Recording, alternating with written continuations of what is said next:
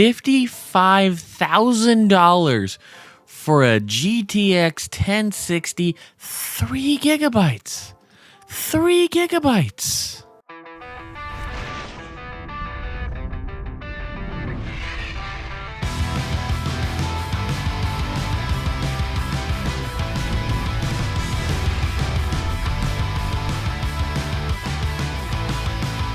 So if most of you guys know, computer parts aren't cheap, and they're only currently getting more expensive as we go.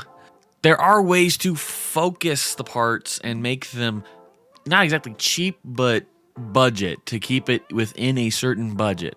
So for you guys, I made 3 budget builds on PC Part Picker.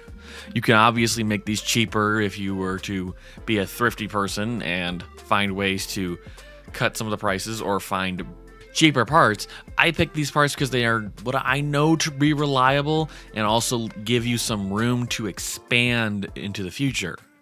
So let's get into this a little bit. First though, guys, don't forget to like the video if you like the video and subscribe to the channel. And also leave a comment down below if you guys see anything here that you're really curious about and want me to do a video on, or if you see something on these builds and you think I could have done something better, leave a comment down below. I want this video to be for everybody to be able to give helpful tips on how to get things cheaper in this time where we're still dealing with some expensive parts, like that horrible 1060. So first build here is the budget one. As it explains, I kept this one pretty much under 1,000 because I feel like that's pretty darn budget if you want it to be pretty good at most things you'll be doing.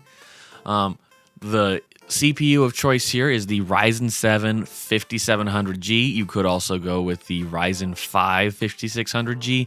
I just went with this one because the price difference was kind of minor compared to the two, and you can get them cheaper. I think I saw the Ryzen 5 and 7 here that have the G actually like $20 cheaper each at a Micro Center near me. Reason I'm going with the G stands for graphics. This has an integrated graphics onto the CPU, meaning you don't need to get a graphics card, which is generally what's raising the prices of these graphics cards so wildly. Another choice next was going to be the motherboard. It's the Ryzen 5 Aorus Elite version 2. Make sure it's the version 2 motherboard. The version 2 is already capable of going and using a 5000 series CPU without needing a BIOS update. You will need to update the BIOS though, because there have been quite a few updates to the BIOS before the Ryzen 7 5700 came out, G that is, and it would be helpful. I think there's a update for just general like stability on the motherboard itself, because I had to get that for my CPU. I went with Crucial Ballistics 16 gigabytes at 3200 speed with a CL16.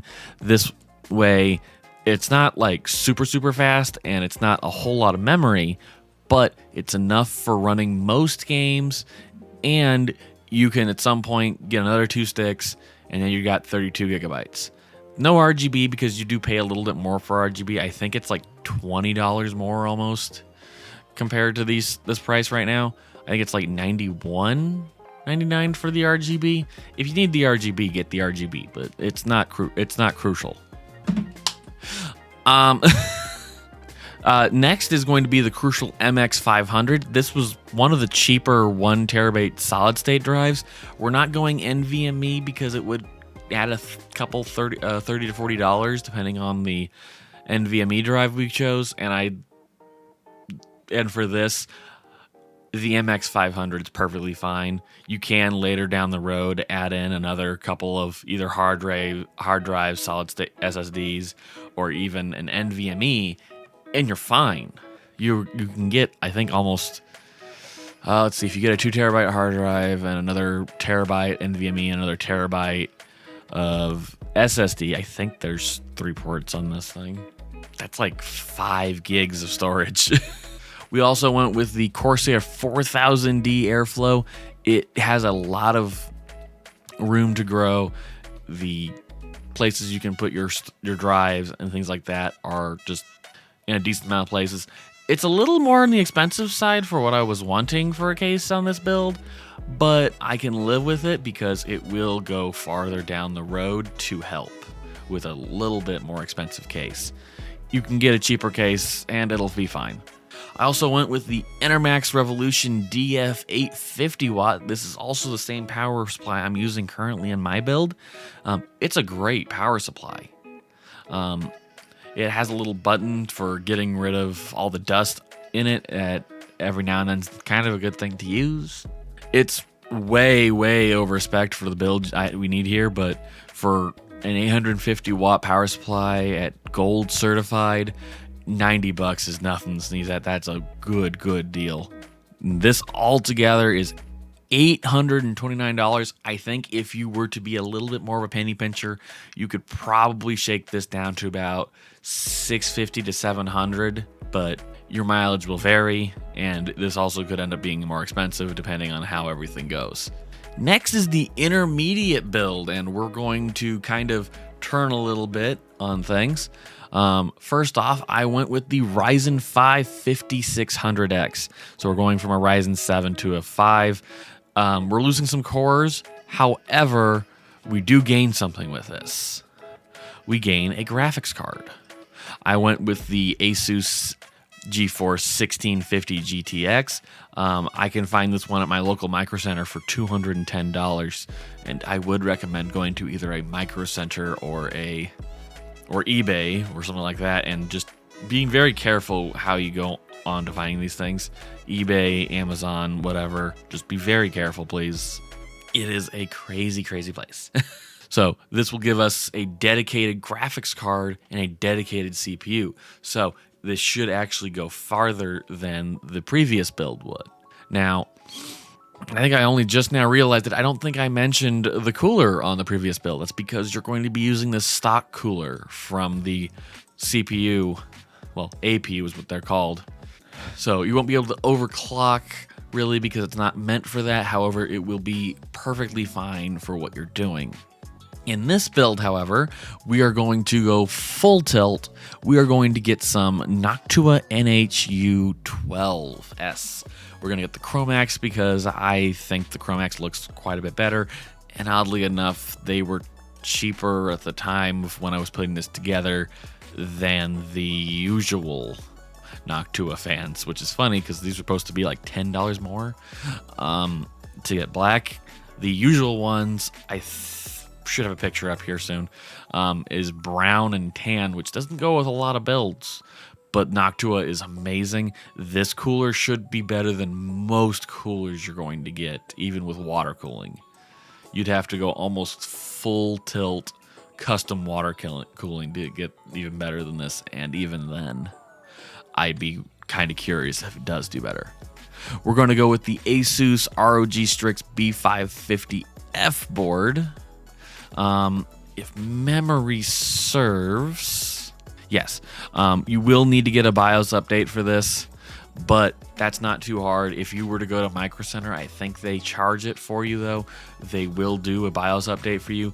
If you get it from other places, though, you could contact them and ask them to do the BIOS update for you. And most places will do that free of charge. We're going to stay again with the Crucial Ballistics memory, but this time we're going to go some RGB. Another choice here would be the G-Skill Trident Neos. Those aren't bad either. I went with the 3600 speed just because a little extra speed doesn't hurt in this case and would actually go really pairing well with that Ryzen 5 5600. In fact, even with the money you're saving right now to only do 16 gigs, I would save some money later down the road, maybe a month or two depending, and get another 2 sticks and get yourself the 32, because this CPU will last a while for most cases. Now, I went with 2 things of storage. You can take one of these out and you'd be perfectly fine. If you only want to go with one, go with the Samsung 970 EVO. It's a 1 terabyte NVMe drive. NVMe is amazing. It's just a little chip you slide into your motherboard, and it's perfectly fine from there. You have all your storage. You could save a couple bucks, 30 in fact, at this point, and stay with that Crucial MX, and you'd be fine. Or you can be like me, in this case, get both, and you have 2 terabytes of storage. I would have the Samsung Evo be your boot drive, while your Crucial be your game storage. Now, you will have quite a bit room left over on your boot drive for other things, so make the games you're playing more often on here, on your NVMe, and then put everything else on that Crucial. We're going to stay with that 4000D mid-tower case. This time we're going to do white just because I wanted to change it up a little bit. You're going to notice the price is not different with this. This case has been around for a little bit, and it's proven to be pretty good at with builds. And we're also going to stay with that Intermax power supply. I can't knock this thing at all. This power supply is amazing for what it has and what it does, and the price is pretty good. All around, $1,232.86. Again, you can knock off like $90 by taking out this one solid state drive, and then it's like $1,100, and I'm sure you can get this stuff cheaper. So you can probably get that down to $1,000 if you're smart. Next is the Overkill. Overkill is what it sounds. It's more than anybody really needs for consumers. We're going to start with the Ryzen 9 5950X. This is a 16-core processor, my guy. $679. So $680. It's a little up there. We're going to pair that with a Corsair iQOO H150 Elite Capellix, because it gives great cooling and the RGB is magnificent. Nobody does RGB to the extent of Corsair. In other words, nobody does the RGB quite like Corsair, and no one probably could ever want to. Next here is the MSI MEG X570 Unify ATX. I had a hard time choosing motherboards here. There probably is a better motherboard to choose.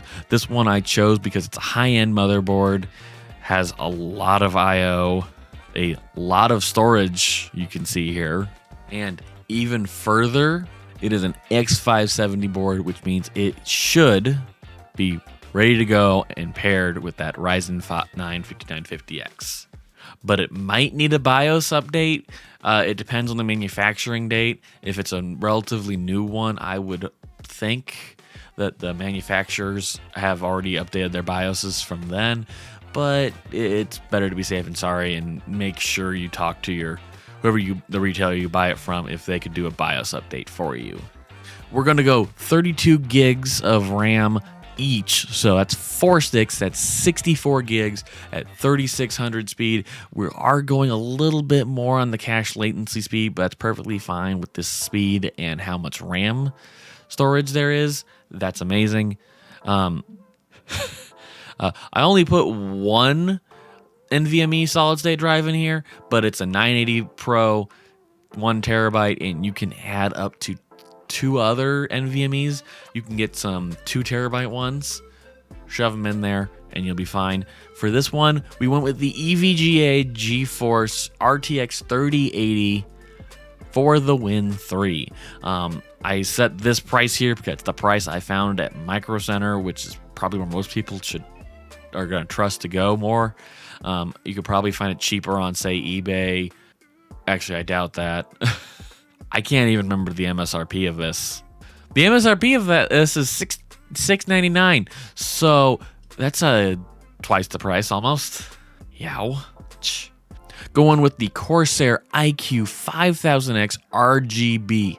This features a cables no more back to the case for cable management. So as long as you have pretty good cable management, you'll be able to close that. You can get up to, if I'm remembering correctly, like 10 fans in this case.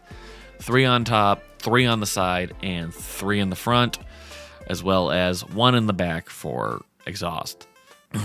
And we are going with a Seasonic Prime Ultra Titanium 1000 watt. This is 80 plus titanium certified, which is significantly higher than the Enermax one we were using. However, it's also more expensive. It's $300. Let's go. For this one, I didn't really think too much about budget. I just wanted to grab what I objectively thought was some of the better items you can get for a computer, and I just wanted to see how silly I could get the number. That's honestly, the price is not too bad here. I say that. It's $3,000. That's a lot. $3,000 is not bad for everything you're getting. I mean, you can almost play dual or triple monitor 4K on a 3080 like that and be fine. The 1000 watt power supply is more than you'll need. And honestly, this build should last you 5, if not 10 years almost. No, I'm not 10. 6 at most. It's the fun part of being on the bleeding edge of technology. We have no idea where it's going to go as the years go. So I hope you guys enjoyed this video. I certainly enjoyed this video, putting together these builds and looking at how badly I could destroy my bank account and wallet. Like I have said before though, guys, please be smart with your money and be careful with how you spend it when it comes to lately. Don't trust every website you go to when it comes to buying graphics cards. There are ones out there currently that are swindling people's money, and I would prefer most of my viewers not get swindled. Thank you guys for tuning in. Don't forget to like the video if you like the video and subscribe to the channel. Also, leave a comment down below if you guys saw any of these builds that you think you would love to see, or if you want to build yourself. I would love to see how it goes if you do build it yourself. Also, I would probably suggest that nobody does that Overkill one unless they certainly have, a decent amount of income. It's a little much even for me. Thank you guys again for tuning in, and have a good day. Oh, these cards are getting ridiculous. Who would pay $4,000 for a 1070? A 2080 for $5,000? What are you guys on? What's the cheapest card on here? $300 for a single fan Asus Phoenix at a 1650. You're killing me.